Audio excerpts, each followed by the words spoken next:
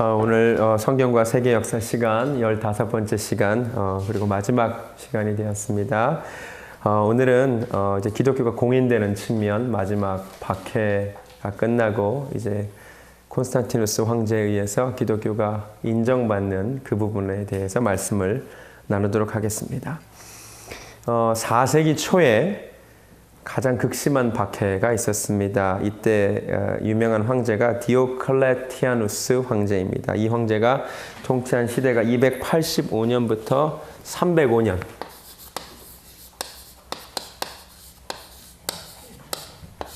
이 디오클레티아누스 황제라는 분이 통치할 때 가장 극심한 박해가 있었습니다. 그런데 이 박해의 양상을 조금 이해하기 위해서는 복잡하기는 하지만 당시 로마의 정치 체제를 이해할 필요가 있습니다. 너무 어렵기 때문에 제가 그냥 간단하게 설명드리겠습니다. 로마가 영토가 워낙 컸습니다. 한 사람이 다 통치하기가 쉽지가 않았습니다. 그래서 이 디오클레티아누스 황제가 어떻게 했냐면 제국을 4등분을 합니다. 이게 로마라는 제국이라고 치면 이렇게 4개로 나눠서 크게 보면은 2개로 나누고 넓게 보면 4개로 나눠서 자기가 디오클레티아누스가 동방을 통치합니다. 또 그 밑에 소황제, 새끼 황제라고도 하죠. 갈렐리우스.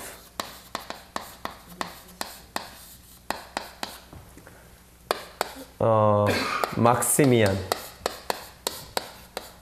그 다음에 이게 콘스탄티누스 아버지. 앞으로 콘스탄티누스 클로이스라고 하는데 아버지. 그러니까 크게 보면 동방과 서방으로 제국 전체를 대표하는 황제는 이 디오클레티아누스입니다. 그런데 너무 크니까 제국을 크게 보면 둘로 나눠서 동방 자기가 통치하고 서방은 막시미안이라고 하는 사람한테 통치를 맡겼습니다. 그리고 이 두 사람을 아우구스투스라고 불렀습니다. 그러니까 2명의 아우구스투스가 있는 거죠. 이해가 되시겠습니까? 그리고 그 밑에 일종의 부황제, 새끼 황제, 이들을 시저라고 불렀습니다. 이걸 둔 이유가 있었습니다. 황제 한 사람 바뀌면 그 다음 황제가 누가 되느냐를 놓고 권력 투쟁들이 벌어지니까 그때마다 너무 혼란스러운 거예요. 그래서 이걸 막기 위해서 그러지 말자. 차라리 황제를 4명을 두고 황제가 대표적인 황제 둘 밑에 부황제니까 이 사람이 죽으면 이 사람이 아우구스투스를 승계하게 만들자. 그러면 새로 시저만 뽑으면 되잖아요. 여기도 막시미안이 죽으면 이 시저이던 콘스탄티누스가 승계하게 만들자. 그리고 새로 시저만 뽑으면 되겠다. 그러니까 앞으로 제국의 안정을 위하여 이렇게 4등분을 했습니다. 그런데 이게 우리 기독교 박해하고 연결됩니다. 디오클레티아누스 황제가 제국 전체를 대표하는 황제잖아요. 처음에 우리 기독교인들이 환호를 했습니다. 왜냐하면 이 황제의 아내 그리고 딸이 기독교인이었습니다. 그래서 이제 디오클레티아누스 황제가 이제 제국 전체를 대표하는 황제가 됐으니 이제 우리 기독교인들은 평안하겠다라고 생각을 했습니다. 285년경에. 그런데 황제가 제국을 4등분했잖아요. 근데 여러분 이걸 잘 보세요. 이 사람들이 현재 황제고 이 사람들이 미래 황제죠. 아시겠어요? 현재 권력이고 미래 권력입니다. 여러분 사람은 현재 권력보다 미래 권력의 눈치를 보게 되어 있습니다. 우리나라도 이명박 대통령 이어서 박근혜 대통령이 됐었잖아요. 이명박 대통령이 시절에도 미래 권력인 박근혜 대통령 눈치 보는 사람 많았습니다. 그게 그럴 수밖에 없어요. 사람은 누구나 현재 권력보다 차기 권력자의 눈치를 보게 되어 있습니다. 그래서 많은 사람들이 이 차기 동방의 황제인 갈렐리우스의 눈치를 봤습니다. 그리고 제국의 중심이 서방이 아니라 동방이었다는 걸 확실히 아시겠죠? 근데 이 갈렐리우스가 누구냐? 기독교인들을 그렇게 싫어했던 사람입니다. 그러니까 이제 디오클레티아누스는 아내와 자녀가 자기 딸이 기독교인이었기 때문에 기독교인들을 별로 박해할 생각이 없었는데 틈만 나면 갈렐리우스가 찾아와가지고 기독교인들이 이런 존재니까 박해해야 된다고 말을 합니다. 처음 시비 건 것은 군복무 문제였습니다. 많은 그리스도인들이 초대교회 사람들이 군복무를 거부했었습니다. 왜냐면 사람을 죽여야 되기 때문에.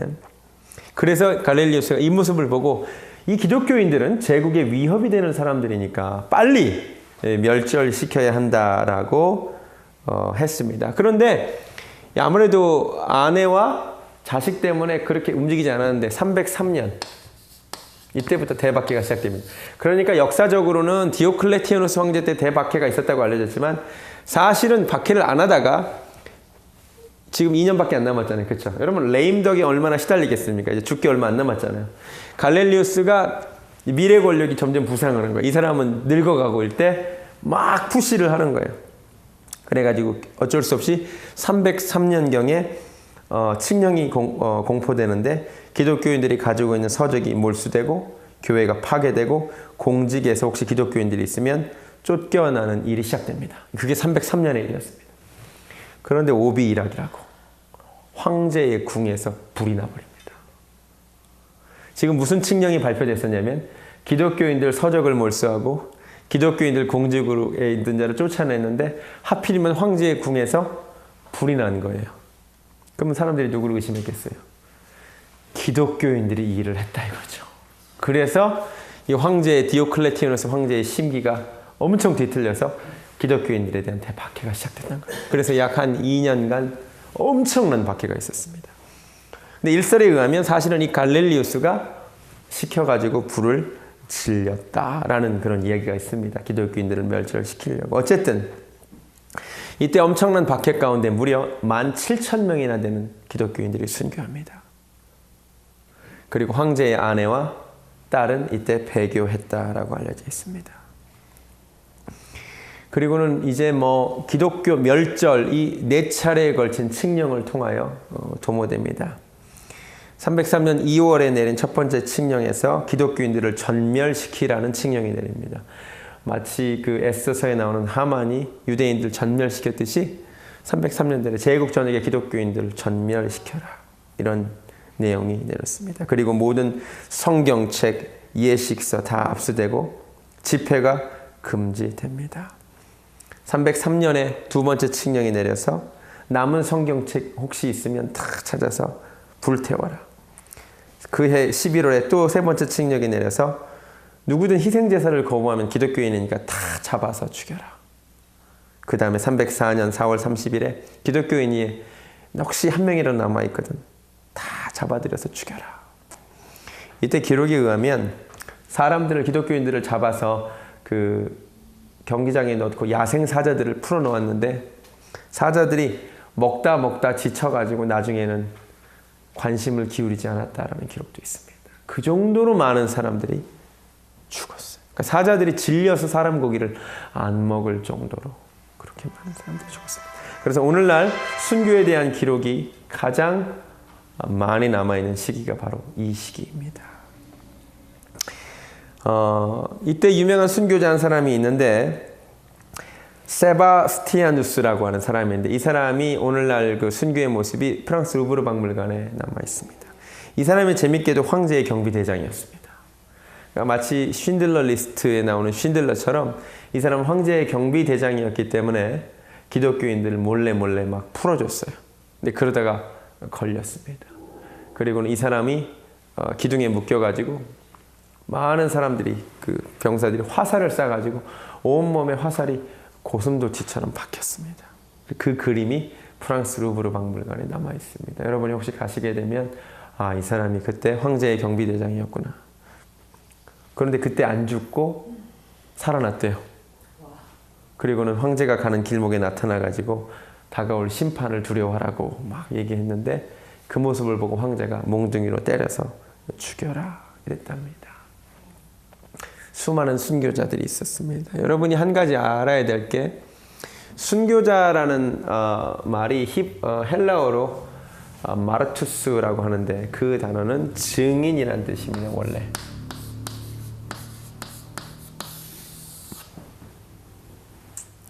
여러분 원래 순교자는 증인이라는 뜻이에요.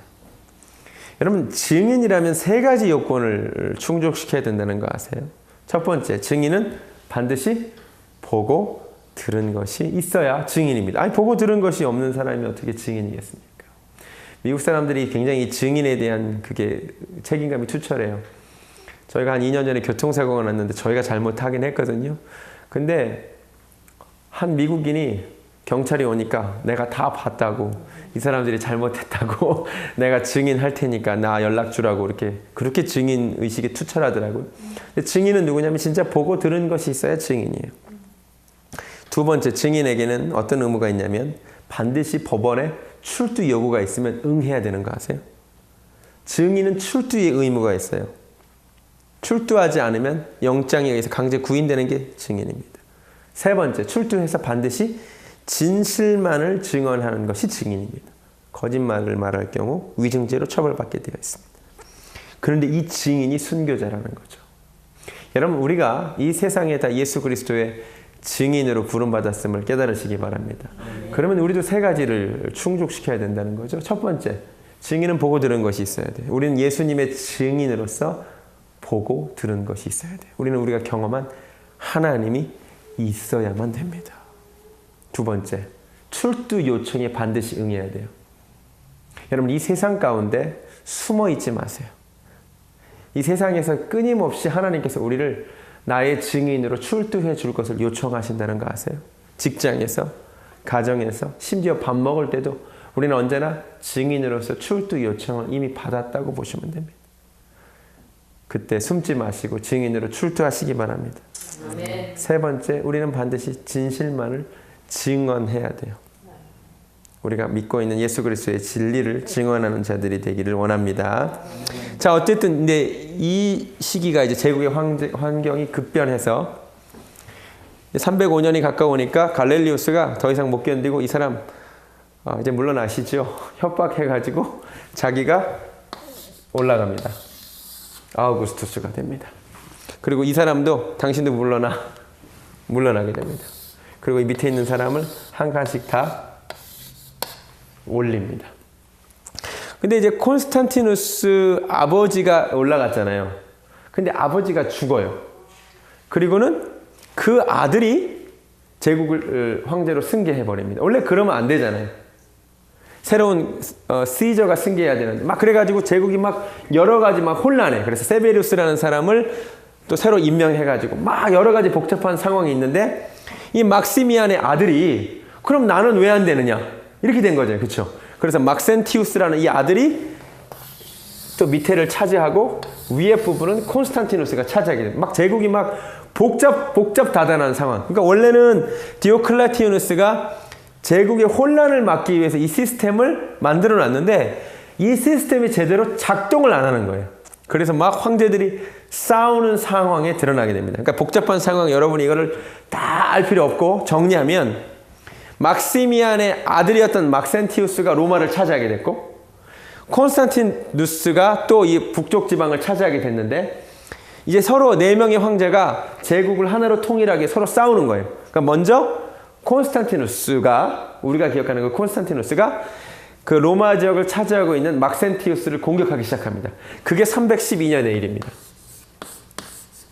이 312년 밀비안 다리 전투가 굉장히 중요합니다. 그 프랑스 지역을 차지하고 있던 콘스탄틴이 이 로마 지역을 차지하고 있던 막센티우스를 쳐들어간 사건입니다. 근데 이제 전쟁을 앞두고 이 밀비안 다리의 전쟁을 앞두고 그날 밤에 긴장이 되잖아요. 이때 지면은 자기는 뭐 처형당하는 거잖아요. 이겨야 되는 건데 전력이 막센티우스가 훨씬 우세했습니다. 콘스탄틴보다. 근데 그날 밤에 콘스탄틴이 꿈을 꿉니다. 누구는 환상을 봤다라고도 합니다. 환상을 보는데 태양보다 더 밝은 빛을 보면서 이것으로 승리하리라 라는 것을 봅니다. 근데 이것으로 본 게 이런 X자 모양이었답니다. 이것으로 승리하리라. 이게 뭐냐 생각하는데 이게 십자가라는 설도 있고 이거는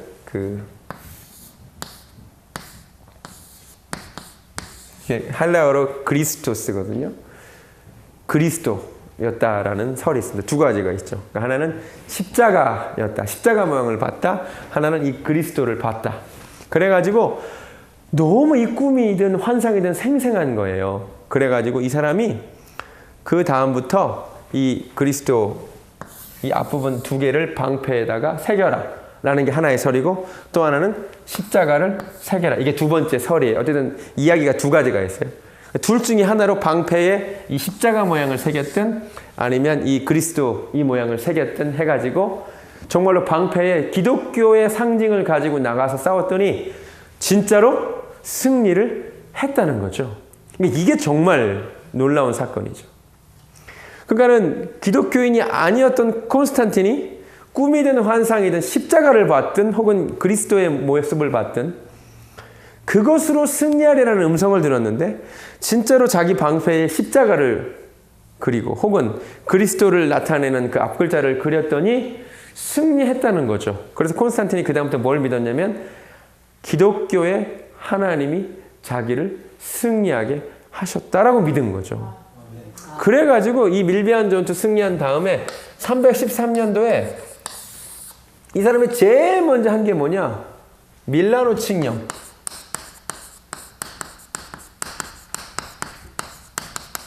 밀라노 칙령을 발표해서 기독교를 공인하게 됩니다. 그러니까 그동안은 기독교가 바로 전까지 엄청난 극심한 박해를 약 10년 전에 시달렸잖아요. 근데 불과 10년 뒤에 진짜 어둠이 깊을수록 새벽이 다가온다고 하나님은 이 일을 준비하고 계셨던 거예요. 막 제국 환경이 막 급변하잖아요. 원래 디오클레티우누스 황제가 제국을 자기 혼자 통치했으면 이럴 일도 없었는데 제국의 안정을 꾀하고자 제국을 4등분하고 만들었던 일이 오히려 제국을 혼란 속에 몰아넣고 이 아들들이 가만히 안 있는 거예요. 원래는 시저가 아우구스투스를 계승하게 만들어놨는데 이게 뜻대로 안 돼요.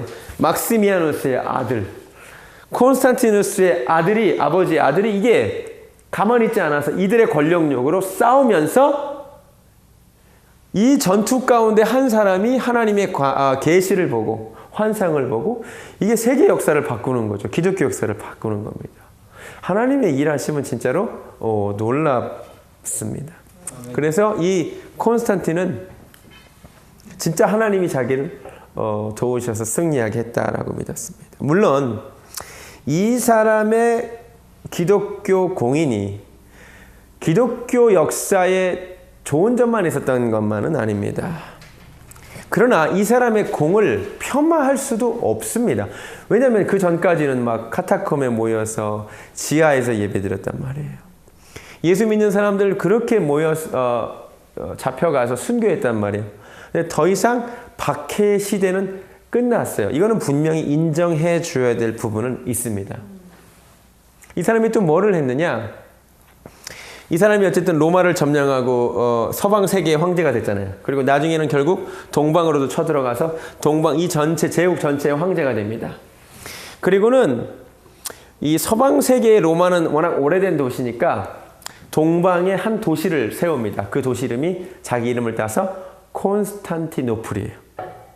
오늘날 이스탄불. 이 사람이 제2의 로마라고, 노바 로마라고 하는데, 그래가지고 콘스탄티노플을 세우고 거기에 그 유명한 성 소피아 대성당을 지었습니다. 물론 이 사람이 진실한 그리스도인이 아니었다라는 이야기도 있습니다. 대표적인 이유가 이 사람 죽을 때까지 세례 안 받았습니다. 이 사람이 왜 세례를 안 받았느냐? 자기는 군인이잖아요. 황제면서 군인이니까 사람을 많이 죽여야 되잖아요. 그러니까 세례 받고 또 죄짓기 싫어가지고 죽기 직전까지 세례를 안 받았어요, 사실. 그리고 세례도 나중에 이제 아리우스, 아타나시우스 논쟁 가운데 정통 아타나시우스가 아닌 아리우스파한테 세례를 받았습니다. 이런 이유들 때문에 콘스탄티누스의 기독교 개종을 폄하하려는 목소리들이 분명히 있습니다만 저는 그렇게 생각하지 않습니다. 이 사람의 공헌도 인정해 줄 것은 분명히 있습니다. 자, 그런데 문제들이 생겨났습니다. 잘 보세요. 이제 황제가 세례를 안 받았어도 기독교인이에요. 황제가 교회를 나갑니다. 그럼 황제가 교회를 나가는데 밑에 사람들이 어떻게 있겠어요? 따라서 교회를 나가죠. 제가 군복무를 할 때 군대 지휘관이 누가 오느냐에 따라서 그 밑에 사람들 종교가 바뀌더라고요. 지휘관이 교회를 가면 그 밑에 사람들이 다 교회를 가고요. 지휘관이 바뀌었는데 불교 신자가 오면 다 절로 가더라고요. 하물며 로마 황제가 교회를 가는데 그 다음부터 어땠을 것 같아요? 신앙이 없는 사람들이 교회를 다니기 시작했습니다. 그러니까 이전에는 예수를 믿고 진실로 변화된 사람만이 교회에 들어왔다면, 교회에 들어와도 세례도 쉽게 안 줬죠. 3년이라고 하는 긴 그런 훈련의 시간을 걸쳐서 줬다면, 이제는 이 사람이 진실한 기독교인인지 아닌지 판명할 방법도 없이 매주 사람들이 교회로 몰려드는 겁니다. 이게 교회의 재앙이 되었습니다. 오늘날도 사실 이게 문제잖아요. 교회 안에 들어와 있다고 해서 다 믿는 사람은 아닙니다. 철치 고어들이 많습니다. 근데 이때부터 그게 시작됐어요. 이전에는 예수 믿는다는 것이 곧 죽음을 의미했기 때문에 진실로 믿는 사람만이 왔는데, 이제는 황제가 가니까 예수를 안 믿으면 자기 위치가 그렇기 때문에 갔단 말이에요. 또 하나, 예배드리는 모습이 바뀝니다. 예전에 어디서 예배드렸죠? 카타콤에 모여가지고 막 조용히. 그리고 보통 모여서 예배드리면 이게 둥글게 앉아가지고, 그렇죠? 누가 인도하면 다 찬양도 하고 기도도 하고 서로 막 뜨겁게 기도도 하고 막 그랬단 말이에요. 그렇죠? 어떤 예배의 형식이 정형화되지 않았습니다. 그런데 이제는 황제가 교회를 다니는데 교회를 얼마나 멋지게 지었겠습니까? 근데 교회 예배드리는 모습, 예배당 모습 자체가 바뀝니다. 바실리카 양식이라 그래가지고 이제 무대가 생겨나요. 여기서 멋있는 옷을 입은 사람이 설교하고, 여기서부터는 이제 회중석, 무대가 생겨나고 회중은 여기서 진짜 예배를 구경하게 되는 거죠. 예배를 보게 되는 거예요. 예전에 이렇게 둥글게 앉아서 예배를 드렸단 말이에요. 소수의 사람들이 서로 찬송도 하고 기도도 하고, 성령의 인도하심에 따라 막 그 성경을 읽어보면 너희 모임에 찬송시도 있고 방언도 있고 예언함도 있고 막 그런 자연스러운 성령의 인도함을 만끽한 예배였다면, 이제는 막 정형화된 순서, 막 향 피우고 막 깃발 따라 들어오고 막 그런 거 보셨잖아요. 그리고 막 얼마나 화려한 복장들을 입고 막 이런 모습들, 형식화된 완전히 극장이 돼버리잖아요. 극장이. 그리고 막 성직자와 평신도 간에 막 구분들이 막 생겨나고, 막 이런 문제들 역시 생겨났다는 것 우리가 기억해야만 합니다. 그리고 예전에는 힘이 없었어요. 힘. 근데 이제는 기독교가 뭐를 가졌어요? 힘을 가지게 됩니다. 과연 이게 좋은 거냐 나쁜 거냐? 여기서 말하는 힘에는 돈이 들어갑니다. 여러분, 사도행전 3장을 보면 나면서부터 걷지 못했던 안전뱅이가 등장합니다. 근데 베드로와 요한이 제9시 기도 시간에 그들을 일으키죠. 그 사람을 일으키죠. 그러면서 뭐라고 얘기했냐면, 은과 금은 내게 없거니와 내게 있는 것으로 너에게 주노니 곧 나사렛 예수 그리스도의 이름으로 일어나 걸어라.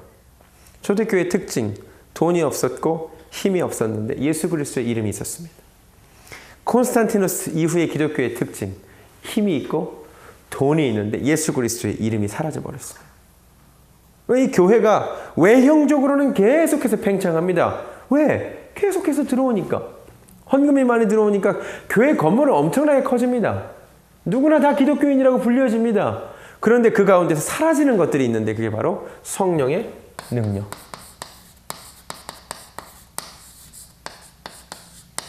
초대교회에 그렇게 많이 나타났던 성령의 능력들이 사라지기 시작한 시기가 바로 이 시기입니다. 이게 참 놀랍습니다. 교회가 성령의 능력으로 부흥하는 것이 아니라 힘으로, 물질로 부흥하기 시작하자 성령의 능력이 사라지기 시작했다는 것 여러분이 꼭 기억하셔야만 됩니다. 콘스탄티누스가 그래도 잘한 게 있다면 주의를 이제 선포하는 거죠. 그런데 이 사람이 어떻게 했냐면, 이 사람이 굉장히 머리가 좋은 사람이에요. 가만히 봤더니 예수님이 부활하신 그 일요일이 마침 썬데이잖아요. 일요일이, 그렇죠? 당시 로마 사람들이 최고의 신으로 숭배하던 태양신의 날이 또 썬데이인 거예요. 그러니까 잘 된 거예요. 예수님이 부활하신 날이 일요일인 거예요. The Lord's Day가. 그래서 우리 기독교인들이 안식일도 처음에는 지켰지만 점점 예수님 부활하신 주일만 지켰다 그랬잖아요. 근데 이제 자기가 기독교인이 되면서 제국 전체에 이 주일을 지키라고 해야 되는데, 다행스럽게도, 이 사람 입장에서 보기에 다행스럽게도 이미 그날이 썬데이야, 태양신의 날이었단 말이에요. 그래서 별 거부감 없이 받아들일 수 있겠구나 해가지고 일요일을 주의 일날로 선포합니다. 국경일로 선포합니다.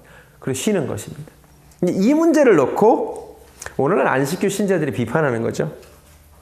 안식일을 여전히 지켜야 된다. 그러면서 일요일은 콘스탄티누스 때 이방신의 날을 갖다 둔 거다. 그러나 그건 그렇지 않습니다. 이미 우리가 그날이 예수님이 부활하신 날이기 때문에 모여서 지켰어요.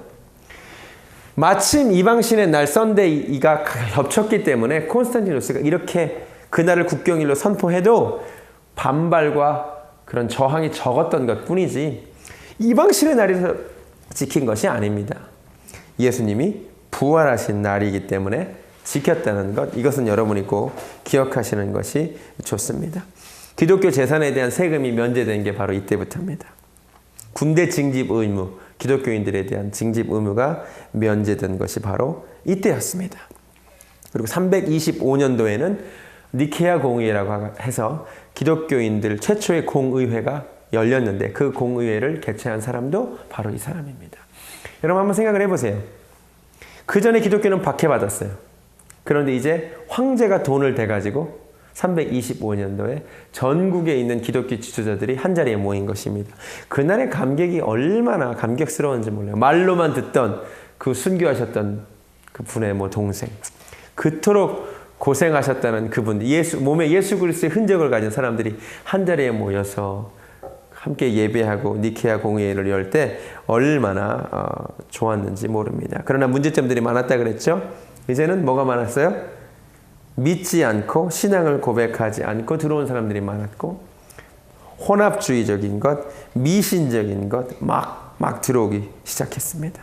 그리고 또 하나, 힘이 생겨났기 때문에 예전에는 교회에 힘이 없을 때 교회에 다양한 견해들이 있으면 어떻게 해결했죠? 여러분 혹시 기억나세요? 교회 안에도 다양한 견해들이 있었어요. 특별히 대표적인 분쟁이 두 가지가 있었는데 하나는 예수 믿게 된 사람들에게도 이방인들에게도 할례와 율법 준수를 명할 것이냐 이 문제 가지고 한번 논쟁했었죠. 그래서 사도행전 15장에 나오는 예루살렘 종교회의에서 이 문제 해결한 거 기억나세요? 그때 여러분 어떻게 해결했죠? 히브리파 유대인들의 생각이 달랐죠. 할례를 꼭 드려야 된다라고 하는 사람이 있었고 할례를 받지 않아도 된다라고 하는 바나바와 바울 이쪽 의견이 있었죠. 그때 이분들이 어떻게 이 문제를 해결했는지 기억나세요? 서로 대화를 통해 해결했습니다. 그리고는 어떻게 해결했냐면 성령과 우리는 이 요긴한 것들 외에는 강제하지 않는 것이 좋겠다고 편지함을 해결했습니다. 서로 의견이 달랐지만 어떻게 해결했다고요? 서로 대화하고 기도하고 당신의 의견도 맞지만 이게 더 성령의 뜻인 것 같습니다. 이렇게 했어요. 또 하나의 논쟁이 뭐였죠? 지난 몇 주 전에 말씀드린 것 같은데 예수님을 배교한 사람들 어떻게 할 것이냐, 다시 받아들여 줄 것이냐 말 것이냐, 이거 가지고 서로 논쟁했었지만 이게 더 좋을 것 같습니다. 예수님을 모른다고 부인한 사람들 다시 받아들여 줍시다. 이렇게 해결했습니다. 그러나 이제부터는 다릅니다. 이제는 황제가 니케아 공회를 열어가지고 그때 논쟁이 됐던 게 아리우스와 아타나시우스 논쟁인데 이제는 논쟁에서 지면 이단입니다. 이제는 논쟁에서 지면 파문당합니다. 목숨 걸고 싸우는 교리 논쟁의 시대가 바로 이때부터입니다. 보세요. 예전에는 할례를 받아야 될 것이냐 문제를 놓고 졌다고 해서 그 사람 이단으로 몰았습니까? 성경 어디도 그런 얘기 없습니다. 당신은 이단이야 그렇게 얘기하지 않습니다. 교회 안에 사람들을 배교한 사람들을 다시 받아들여 줄 것이냐 말 것이냐 절대 안 된다 말하는 사람이 졌지만 이단으로 정죄하지 않았습니다. 그러나 이제는 논쟁 가운데 지면 이단이에요. 이제는 무서운 시대가 됩니다. 이제 같은 그리스도인이 그리스도의 이름으로 또 다른 그리스도인을 이단으로 정죄하고 파문하고 심지어 죽이기도 하는 시대가 이때부터 도래하게 됩니다. 사실은 무서운 시기입니다. 그래서 사람들이 콘스탄틴의 기독교 개종이 우리 그리스도인들에게 정말 좋았느냐 혹은 나빴다라는 말들이 오가는 것입니다. 판단은 여러분의 몫이고 그러나 분명히 긍정적인 면도 없지 않았다. 이상으로 우리 15회에 걸친 성경과 세계 역사 강의를 마치려고 합니다. 그동안 여러 가지를 말씀드렸습니다. 유익한 시간이었는지 모르겠습니다. 오늘까지 해서 기독교가 이제 대박해의 시대가 끝나고 이제 공인의 시대로 접어 들었습니다. 그래서 이 이후로 기독교가 계속해서 전파되어 오늘날 우리 한국에 사는 우리도, 아틀란타에 사는 우리 한인들도 예수님을 구주로 고백하게 되었습니다. 하나님께 감사드리고 여러분에게도 감사드립니다. 모두 마치도록 하겠습니다.